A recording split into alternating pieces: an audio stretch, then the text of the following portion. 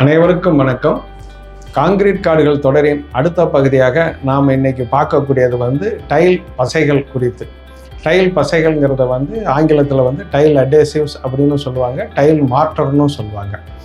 இப்போ நம்ம பொதுவாக பயன்படுத்தக்கூடிய சிமெண்ட் கலவைகளுக்கும் இந்த டைல் அடேசிவ்ஸ்னு சொல்லக்கூடிய டைல் பசைக்கும் என்ன ஒரு வித்தியாசம் இருக்கிறது? சிமெண்ட் கலவைங்கிறது வெறுமனே சிமெண்ட்டும் மணலும் சேர்ந்த ஒரு பொருள். ஆனால் டைல் அடேசிவ்னால் அதில் சிமெண்ட்டு, மணல் ப்ளஸ் பாலிமர்கள் கலந்துருப்பாங்க. இந்த பாலிமர்ங்கிற கெமிக்கல் தான் டைல் அடேசிவ்னுடைய வேலைத்திறனையும் பிணைப்பு திறனையும் அதிகமாக்குது. இப்போ இந்த டைல் அடேசிவ்ஸ் எப்படி செயல்படுதுன்னு பார்ப்போம். இந்த டைல் அடேசிவ்ஸ்னால் இருக்கக்கூடிய இந்த பாலிமர்கள் சிமெண்ட் துகளோடு சேர்ந்து ஒட்டிக்கிட்டு ஒரு மிகப்பெரிய பிணைப்பு திறனை அந்த கலவைக்கு கொடுத்துருது. இப்போ அந்த கலவையை வச்சு ஒட்டும் பொழுது நமக்கு கூடுதலான பிணைப்பு திறனும் அடேஷனும் கூடுதலான வேலை திறனும் ஒர்க்கபிலிட்டியும் கிடைக்கிறதுக்கான வாய்ப்புகள் இருக்கிறது. அதனால தான் எல்லாருமே இன்றைக்கி டைல் அடேசிவ்ஸ் வச்சுக்கிட்டு டைல்ஸ் ஓட்டுறதுக்கு உண்டான சூழ்நிலைக்கு இருக்கிறோம். இரண்டாவதாக இதில் வேலை செய்கிறது ரொம்ப எளிதானது. ஏன்னா கலவை உங்களுக்கு ஏற்கனவே இயந்திரங்கள் மூலமாக தொழிலகங்களில் சமன் செய்யப்பட்டு நமக்கு நேரடியாக வர்றதுனால, ஒரு மூட்டையில் வர்றதுனால நம்ம அது கூட தண்ணியை மட்டும்தான் கலக்க போகிறோம்.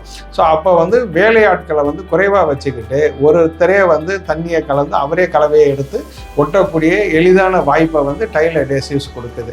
ஆனால் இதே இது இப்போ நீங்கள் சிமெண்ட் கலவை வச்சு ஒட்டணும் அப்படின்னா நம்ம அதுக்கு சிமெண்ட் தனியாக, மணல் தனியாக மேலே ஏற்றி, இப்போ ஒரு 10வது மாடியில் பில்டிங் பண்ணிகிட்டு இருக்கிறோம் அப்படின்னா இது எல்லாத்தையும் மேலே ஏற்றுறது ஒரு வேலை, அதுக்கப்புறம் அது எல்லாத்தையும் அங்கே கலக்கிறது ஒரு வேலை அப்படின்னு சொல்லி நம்மளுடைய வேலை நேரம் அதிகமாகும். இதே இப்போ நம்ம டைல் அடேசிவ் வச்சு ஒட்ட போகிறோம்னா ஒரு 50 மூட்டையை மேலே ஏற்ற போகிறோம், மூட்டையை பிரிக்க போகிறோம், அதில் தண்ணியை கலக்க போகிறோம்.